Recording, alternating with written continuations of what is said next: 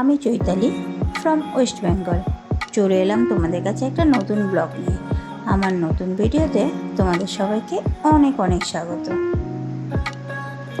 আশা করি তোমরা যে যেখান থেকে দেখছো সবাই খুব ভালো আছো, আমিও কিন্তু খুব ভালো আছি।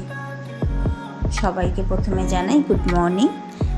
আজকের ব্লগটা আমি শুরু করেছি সকাল সকাল।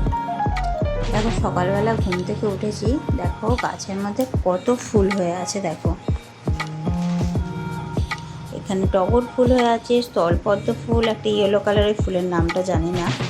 আর এই যে একটা লতানো গাছ আছে যেটার মধ্যে টগর ফুলের মতন সাদা সাদা ফুল হয়, এটার নামও জানি না, এখানেও হয়ে আছে। আর ওয়েদারটা বেশ ভালোই আছে আজকে। এই যে আমার সকাল সকাল কাজকর্ম সারছি, আস্তে আস্তে রান্নাবান্না করব তার জোগাড়জাটি করছি। এখনও ছেলেও ঘুম থেকে ওঠেনি, ছেলের বাবাও ঘুম থেকে ওঠেনি, তাই ওদেরকে এবার ডাকছি, চা বানাবো, চা খেতে খাবো। তো চাটা বসিয়ে দিয়ে এবার ওরা উঠে ফ্রেশ হবে, তারপরে এই যে চা নিয়ে বসে পড়লাম। সকাল সকাল চা আর পপকর্ন খাচ্ছি।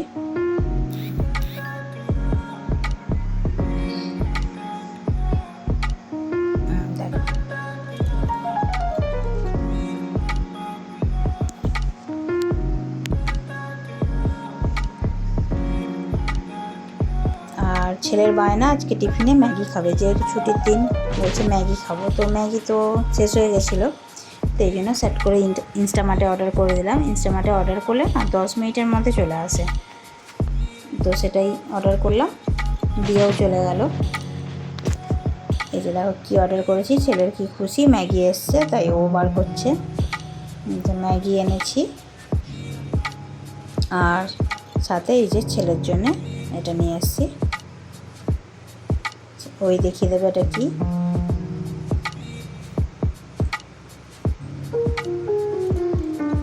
ম্যাগিও বানিয়ে নিলাম।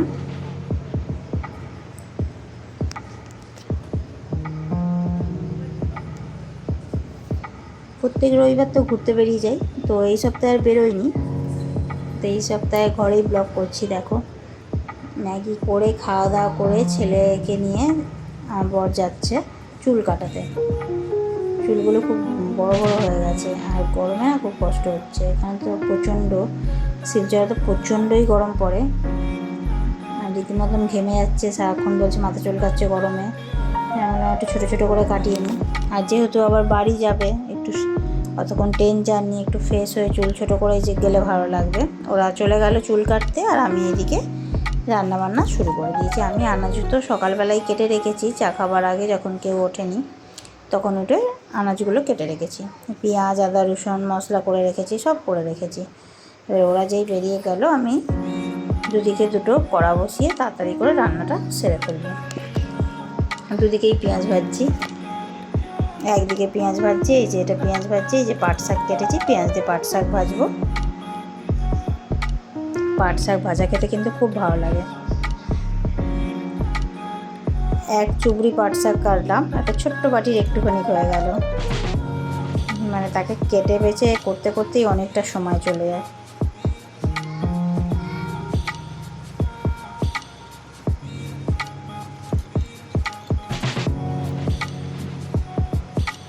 আর একদিকে এই যে পেঁয়াজ আদা রসুন সব দিয়ে, নুন হলুদ সব দিয়ে দিয়েছি, একটু জিরে গুঁড়ো, লঙ্কা গুঁড়ো মানে আমি কাশ্মীরি লঙ্কা ইউজ করি কালারের জন্যে, আর কাঁচা লঙ্কারই ঝাল দিই যেহেতু চিকেন করবো। আর অন্যান্য তরকারিতে আমি কোনো কাশ্মীরি লঙ্কা বা গুঁড়ো লঙ্কা কিছুই ইউজ করি না, পুরোই কাঁচা লঙ্কায় রান্না করি। তো মাংস যখন একটু রিচ করে করছি, তো এটা মাংস করব, তার জন্যে পেঁয়াজ দিয়ে মশলা দিয়ে সব দিয়ে কষাচ্ছি ভালো করে, যতক্ষণ না তেল ছাড়বে। তেলটা যখন পেঁয়াজ থেকে ভালো করে তেল ছেড়ে দিল, তখন আমি মাংসগুলো দিয়ে দিলাম। মাংসগুলো ধুয়ে রেখেছিলাম, সেগুলোই দিয়ে দিলাম। এবার এইগুলো দিয়ে এবার ভালো করে অনেকক্ষণ ধরে কষাবো। দেখো কষানো চলছে।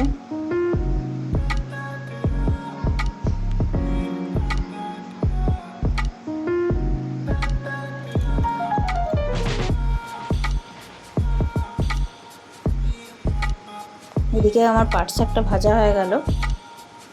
যতক্ষণ না মাংসটা কষানো হচ্ছে ততক্ষণ এদিকে মাংস কষানো চলছে, তার মাঝে পাট শাকটা আমার ভাজা হয়ে গেল, দেখো কইটুকুনি হয়েছে।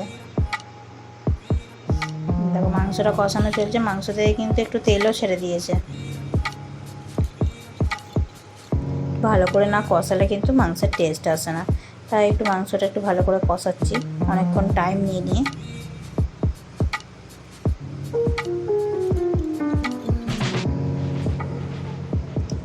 আর এদিকে ছেলে চলে আসছে, দেখো চুল কেটে চলে এলো।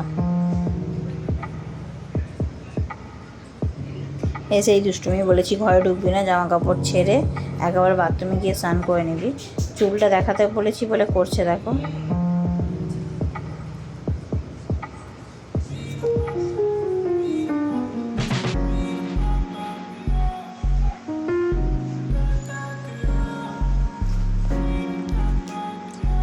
এই বাড়ি ফেরার আগে একটা বড় কাজ হয়ে গেল, চুলটা কাটাতে হবে ভেবেছিলাম, হয়ে গেল।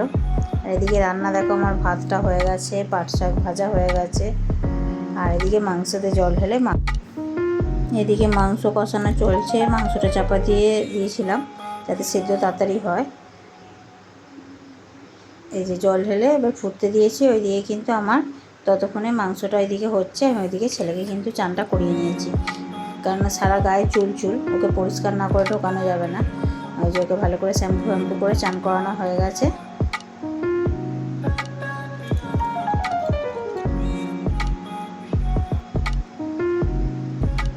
এসে পাখার তলায় বসে বসে হাওয়া খাচ্ছে।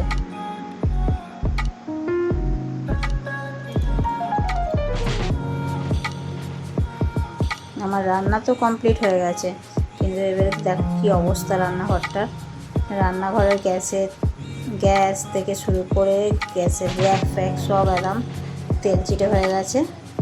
এবার এগুলোকে সব পরিষ্কার করতে হবে। বাসন সেইভাবে পড়েনি, কারণ আমি রান্না করতেই বাসনগুলো ধুয়ে নিই, বেশি বাসন পড়তে দিই না। একসাথে অনেকগুলো বাসন দেখলে না যেন মনে হয় কত কাজ পড়ে, সেই জন্য আমি ফেলি না। আর এদিকে চিকেন করার সময় কয়েক পিস চিকেন তুলে রেখেছিলাম, তো সেটাই এখন ওরা বসে খাচ্ছে, ওদেরকে দিলাম। চিকেন কষা খেতে ছেলে ভালোবাসে, ছেলে কেন আমরা সবাই ভালোবাসি, তো সেটাই আমি একটু খেয়ে নিলাম ওদের সাথে। আমি নিজে ভিডিও করিনি, নিজে যেহেতু ভিডিও করছি নিজেরটা ওঠেনি, তো ওদেরটাই করলাম। খেয়ে দিয়ে এবার চলে যাবো রান্নাঘরে।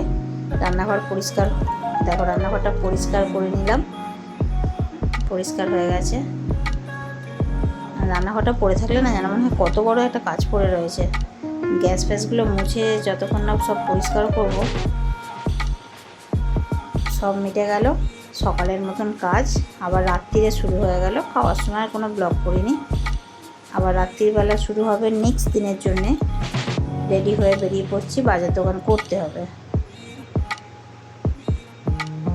আর রবিবার তো এখানে, রবিবার মানে এখানে একটা বড় বাজার বসে শুধু রবিবারটা, তো সেখানেই মাঝে মাঝে যাই বাজার করতে।